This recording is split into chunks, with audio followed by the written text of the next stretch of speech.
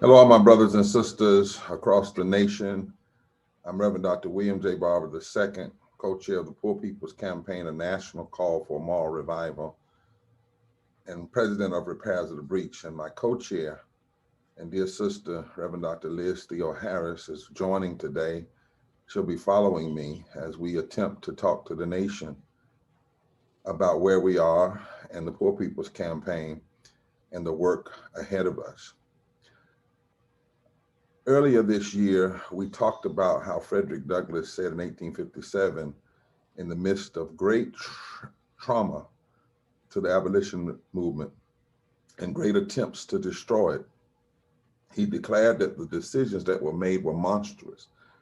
What the Supreme Court was doing, what the president was doing, what the marshals were doing, what the money, the pen, and the purse, he said, were all organized against him. But then he turned the page and he said, but there's another view, there's another side. And then he concluded by saying, as monstrous as these decisions were, he met them with a cheerful spirit because he knew they did not have the last word. He also said that he knew that maybe these events were necessary links in the chain of events toward preparatory to the downfall of the entire situation. And he said that and didn't even have the right to vote. And people were enslaved. And all year long, we've been saying to people to stay steadfast, remember who we are. Today, as I come here, I remind you of that great psalm that says, wait on the Lord and be of good courage, and God will strengthen your heart. And wait there means to do what we've been assigned to do. Believe that through the work of justice and the work of love and the moral arc of the universe they do bend toward righteousness. But we have to do like a waiter who waits in a restaurant. We have to keep serving, keep doing the right thing. And we have to do it with courage. We said in 2017, when Donald Trump was first elected on watch night, we said bowing down would not be an option. And rather than crying and moaning, we went to work to build a Poor People's Campaign, not just for this election, but because we knew that we needed to build a campaign. We found out we had 140 million other people that needed the campaign, 43% of this nation.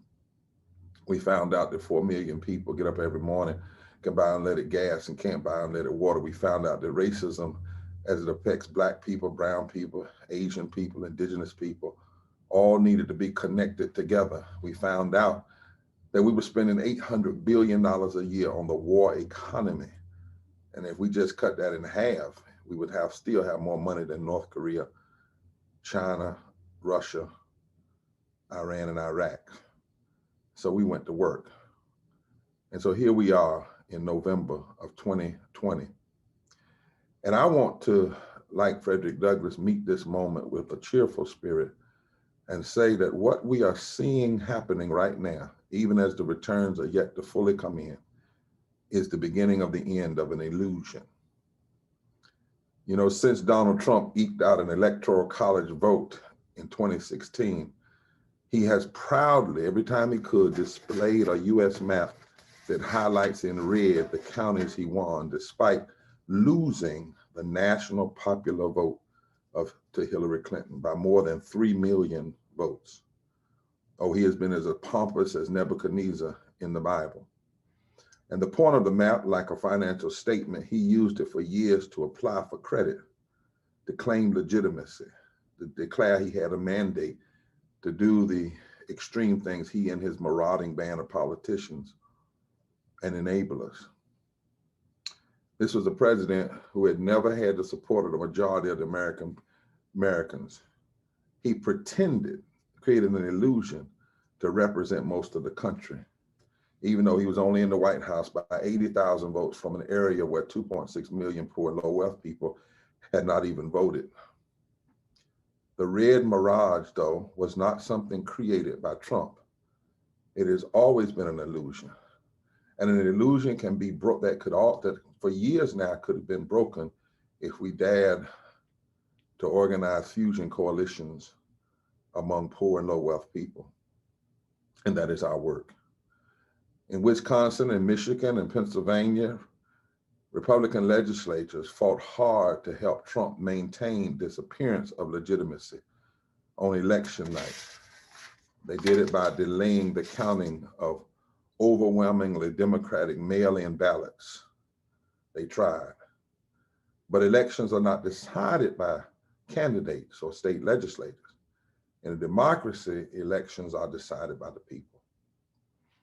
Donald Trump did not create, though, this myth of the Red Electoral Map. He simply exploited it. The map was created, the idea was created in 1968, some 52 years ago, when Republican strategists went in to Richard Nixon and declared that the way to win would be to create something called positive polarization, to pit some Americans against their neighbors in so-called battleground states, to deliberately split the country for political gain, especially from Maryland to Nevada, the South, and the so-called Sun Belt. All Trump did was exploit this. All McConnell has done for years have exploited it. Trump's extremism has revealed a larger and more diverse electorate, though, that has the power to reshape priorities in American public life.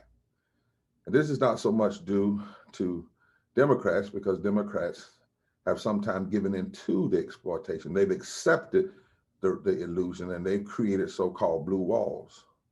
But this movement, we said it's not a blue wall or a red wall, it's fusion coalitions.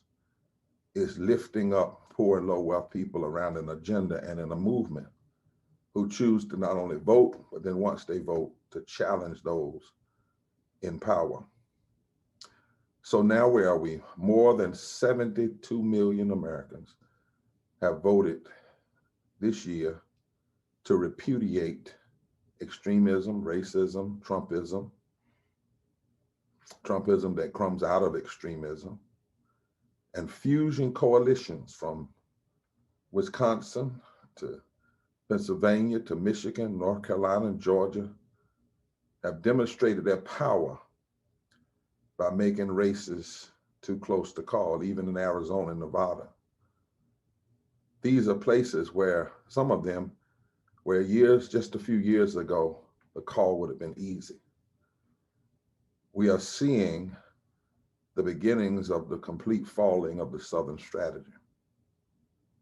And guess what, Poor People's Campaign? You are right in the middle of it and a major cause of it.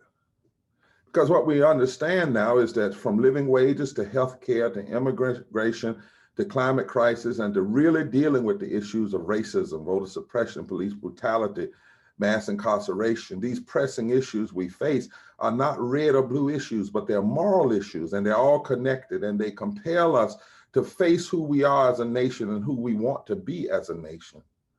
And this election has revealed that while the forces of extremist division are strong, because there's always going to be some division between justice and injustice, the first goal of our Constitution is not even unity, it's the establishment of justice, for providing for the common defense, ensuring and promoting the general welfare. And then if you do those things, you can ensure domestic tranquility. But domestic tranquility is not first, justice is first.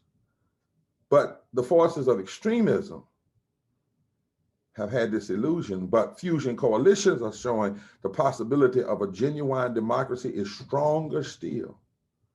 And our task now is to build together an America that works for all of us. So many people are talking about the nation being divided, and it is. When hasn't it been? But it's not evenly divided. That's the point. Extremism has exploited our deep wounds, but it's not evenly divided. That's why even the Constitution, even the flawed Electoral College doesn't say you have to get all the Electoral College votes. It says 270, which means there's going to be division. But we know that we don't have to exploit the division. We can build fusion coalitions, which is the only way to really heal the nation is to address poverty and systemic racism. If we address poverty, systemic racism, ecological devastation, the war economy, and the false moral narrative, religious nationalism, then that is the key to the healing of the nation. And it will not bring everybody along, but it will bring so many along that they become a force for moving us forward than a force for moving us backwards. And the coronavirus pandemic, as we pray for all those who are suffering, it has not impacted the Americans equally. According to an analysis by the Center for Disease Control, poor people are 3 times as likely to contract COVID-19. Not poor Black people, white people, just poor people. Of course, poor Black people in percentage are more likely, and Latino and Indigenous, but poor people are 3 times more likely to contract. And when they do, and their families are not able to quarantine and skip work.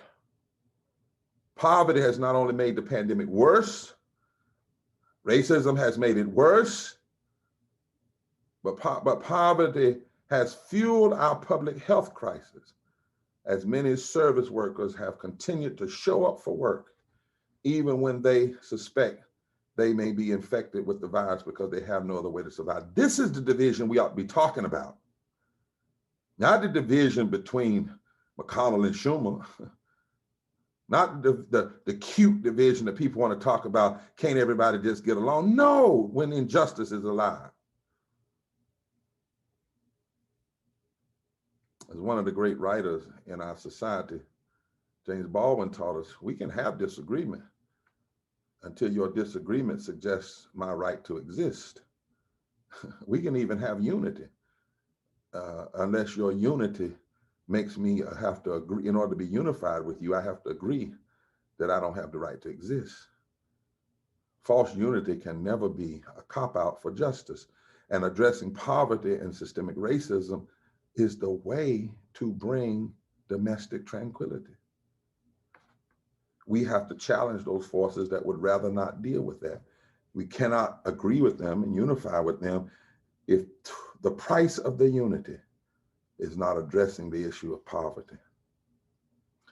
In the face of this painful reality, when the poor are being affected more during this pandemic, something's happening. Americans increasingly are supporting policies that address poverty because so many are falling into poverty.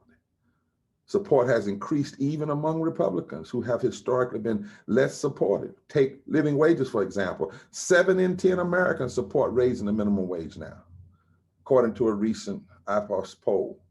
Before the pandemic, only 48% of Republicans backed this anti-poverty measure.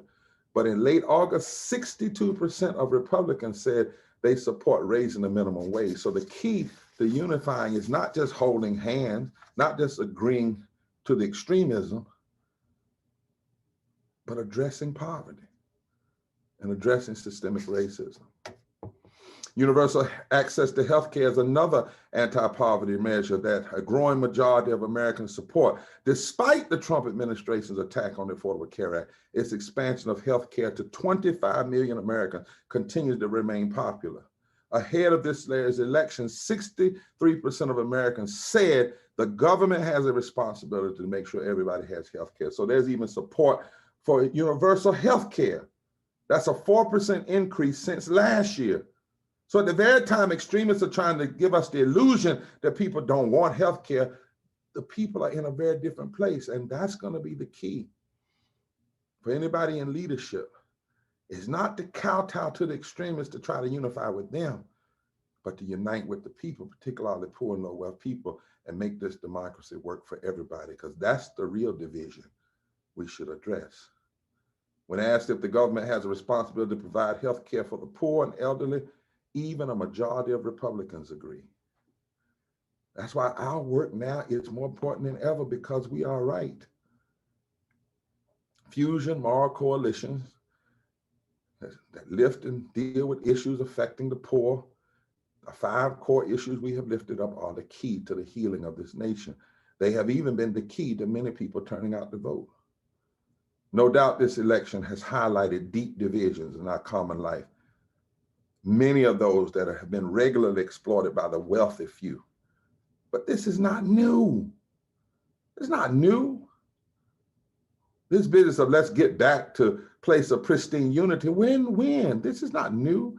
The long story of inequality in America is that race, politics, and cultural wedge issues have been deployed consistently to divide and conquer coalitions of Native, Black, white, brown, and Asian Americans who have pushed this nation to guarantee equal treatment under the law and an economy that works for everyone. And those wounds don't go away when we commit to tackle poverty, but there is the promise that they can heal when we recognize that some things are not about left versus right, but are about right versus wrong. And it is wrong that nearly half the citizens in the richest nation of the world continue to struggle with the ends meet, 140 million and growing. And addressing that is the key to healing America and finishing the illusion of division and polarization. Ending poverty is the moral issue that can and must unite us all. I mean, think about it. Here we are today, and a candidate, a white older man and a Black woman with roots in India have gotten 72+ million votes, more than any time in history. Think about that. In the middle of a pandemic, and they didn't fully embrace the poor people's agenda. That's for us to make. But both of them were at our Congress in 2019 when we lifted up a moral budget and committed to address poverty. They were at our recent gathering, September 14th. The Vice President was and declared that ending poverty was centered to his understanding and philosophy of change.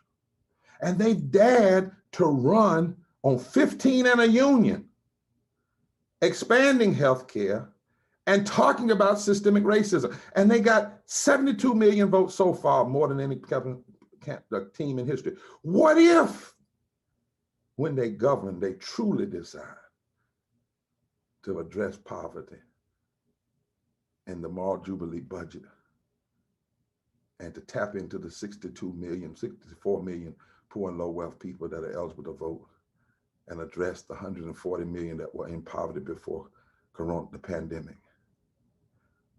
My God, if you can get this many votes just doing 15 in the union, healthcare, and talking about systemic racism, and they would not be there if it was not for movements and the Poor People's Campaign, the Fight 15. No. Be clear about this. And what did we do in this election? We didn't just sit back. We contacted 2 million, 2.3 million. Liz will talk about it more, 2.3 million. We did that. And over 400,000, 20% voted early. And in the states that right now, that's too close to call, we touched 1.5 million poor and low wealth people and said, join the movement and vote. We didn't even invite them to vote for candidates. We invited them to vote for a movement and to look at the candidate through the lens of the movement and vote and look at what we're seeing in Philadelphia, Michigan, and Wisconsin, in Arizona, Nevada, and Georgia, and North Carolina, all places where we, the Poor People's Campaign, went to work. And we did this. We didn't even have our mass Poor People's Assembly moral march on Washington yet. It's going to happen. Thousands of people in the street around these issues, yes.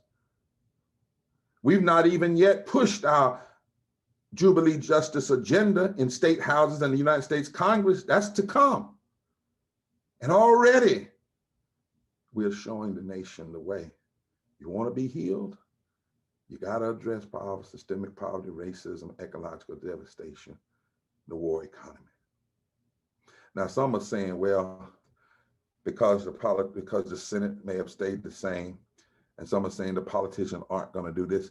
Let me tell you, don't forget, we're in the midst of a pandemic. People are hurting. We might not hear it right now because of the election, but people are dying, still dying, 1,000 a day, dying, 100,000 getting infected. And the people are not going to stand for that. They're not going to stand for a new administration. I don't care what their party is, not addressing these issues. So the politicians don't get to act on us, because we're not going to merely be spectators. We are participants. So all the talking heads are saying, oh, it's going to be this and they're going to do this. They're looking backwards. They're not looking forward. They're not looking at what the movement is going to do. People took time to vote. Now that they voted, when this comes in, people are going to be engaged, because we're not going to let Congress people sit up in the United States Congress with health care and protection and living wages, and people not have the same thing. Don't you forget, my brothers and sisters, that we are called to be a movement. Not just to be in an election, but to be a movement. But because you moved in this election, you are seeing in front of you the ending of the illusion, the beginnings of it, the very beginnings of a third Reconstruction. And that's your work. Now we got to stay at it. We got to keep building fusing coalitions, keep building fusing coalitions. Even the closeness of the races in the South, if they don't turn out exactly like some would like, the closeness is a sign of the ending of the illusion. That's why we got to keep organizing, keep moving, keep fighting. And remember, we are not of those who shrink back unto destruction, but we are those who persevere unto the salvation of the soul. Faith is the substance of things hoped for and the evidence of things not seen.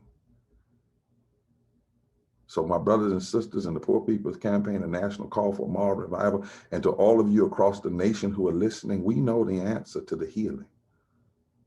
Address poverty, address systemic racism, address ecological devastation, the war economy. And we may not end all of the divisions, but healing can come in this nation, because if justice comes, healing is present.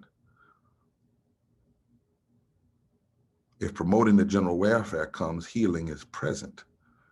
If caring for the least of these, healing is present. And all may not come, but those who come and those who are healed will be far more than enough to keep pushing this nation in the right paths of justice and righteousness and love and truth.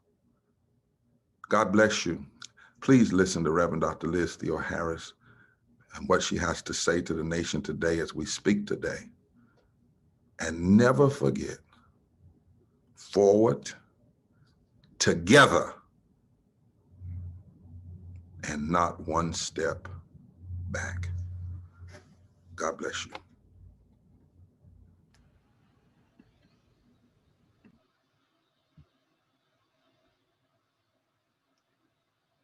Good afternoon. Thank you for joining us. Thank you for being a part of this movement. And thank you for joining this movement right now, if you're new. As we heard from Reverend Barber, we know that the fight continues. We know that we have to fight for the heart and soul of our democracy. We have no intention of standing down, no matter who is in every line of office come January. Indeed, it's our responsibility to mobilize and organize, register and educate people for a movement, a massive fusion movement that can unite and excite people to win healthcare and living wages and equitable education, to turn our war economy into a peace economy. As Reverend Barber opened, we come you before you today, knowing that 250,000 people die every year because of poverty. People of all races and creeds and colors. And then now we have nearly 250,000 people who have died from a pandemic, disproportionately poor people and people of color, the vast majority who didn't have to die, but died because of ineptitude and negligence of the administration. In a nation that boasts of being the wealthiest country in the world, we have more than half of children living in food insecure homes. And this pandemic has made this hunger, this poverty, job loss, eviction, the suffering of children even worse.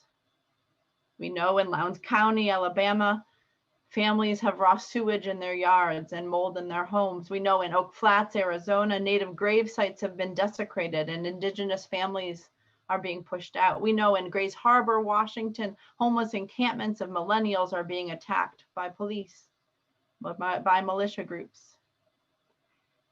And we know that in states all over the country, people are burying their loved ones because of a lack of health care. We have an ongoing pandemic, an ongoing economic crisis in the midst of this political crisis that we're in right now. And that the only response to all of this is to build the power of 140 million poor and low income people. We also know that we're having an impact.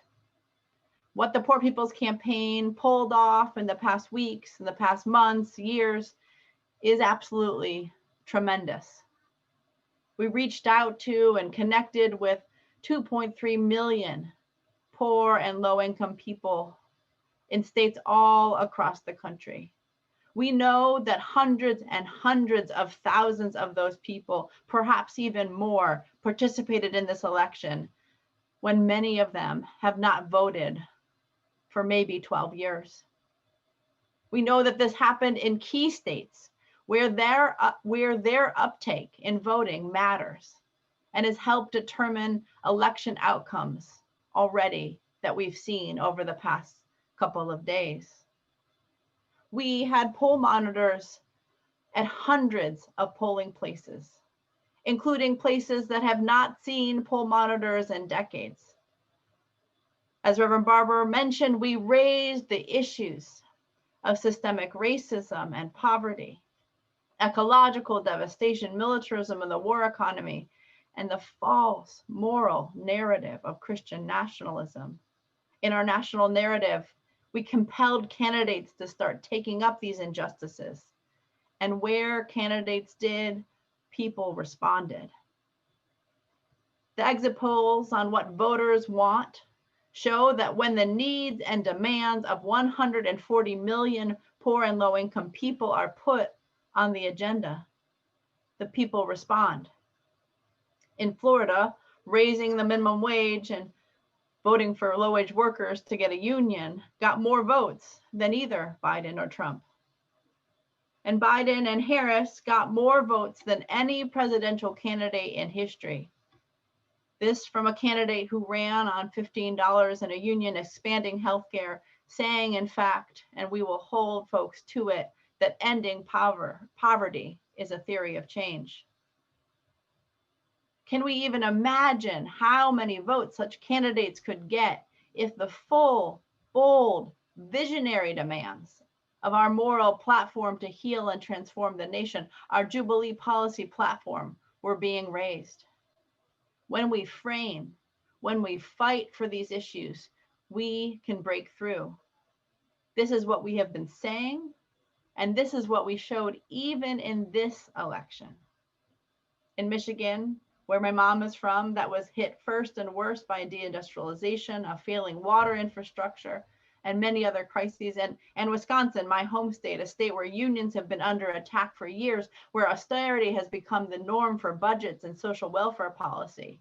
We saw that poor and low income people directly impacted by racism and poverty, were able to turn out in large numbers and vote for life rather than death.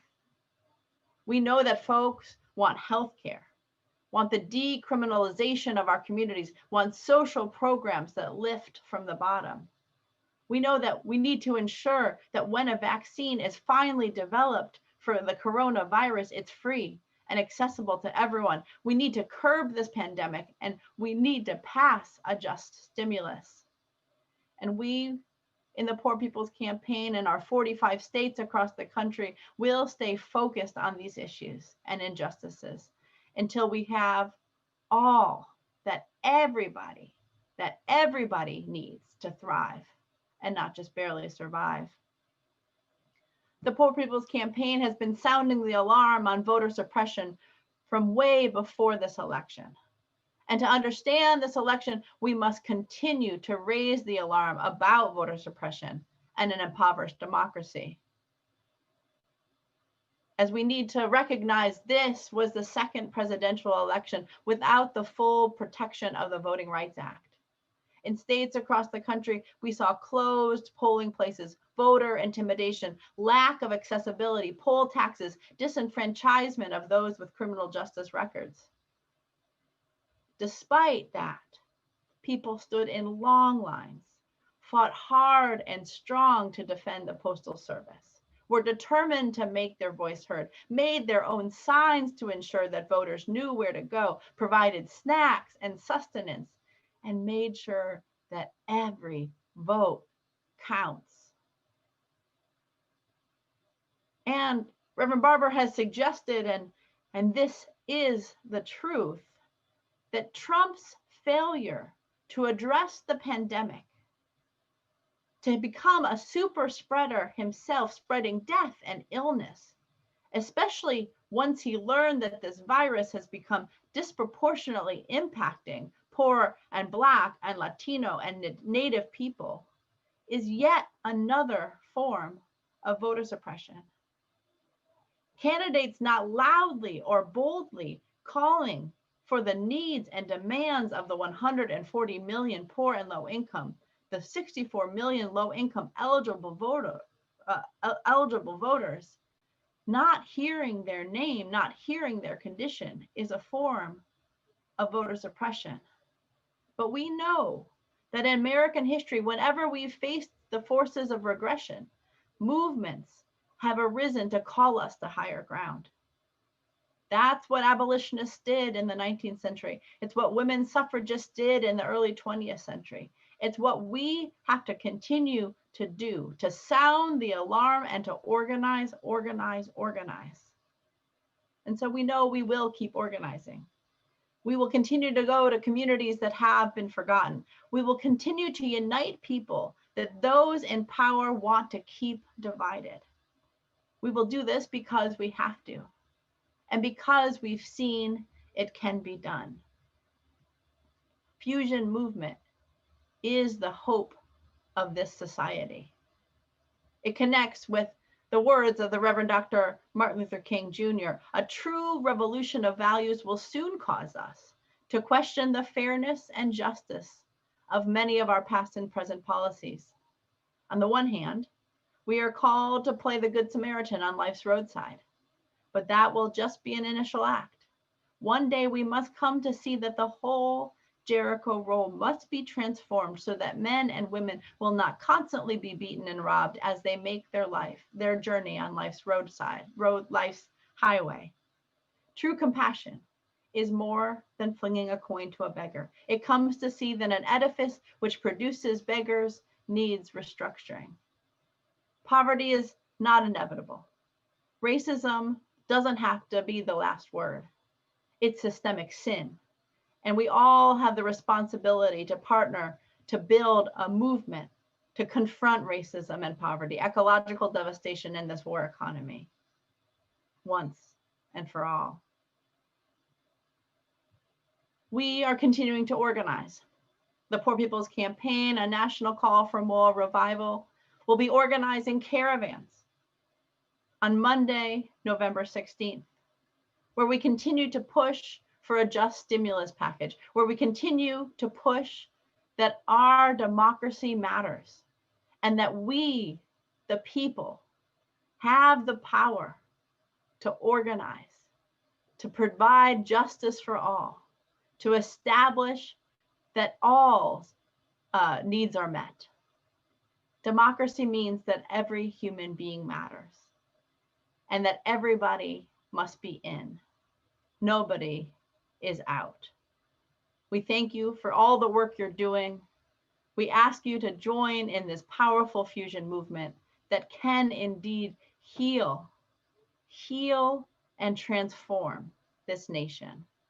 Because we know when we lift, when we organize, when we build power from the bottom, everybody can rise. And so we will do so. We will rise in these caravans on Monday, November 16th. We will keep on rising and mobilizing and organizing. And we will move forward together, not one step back. Thank you very much.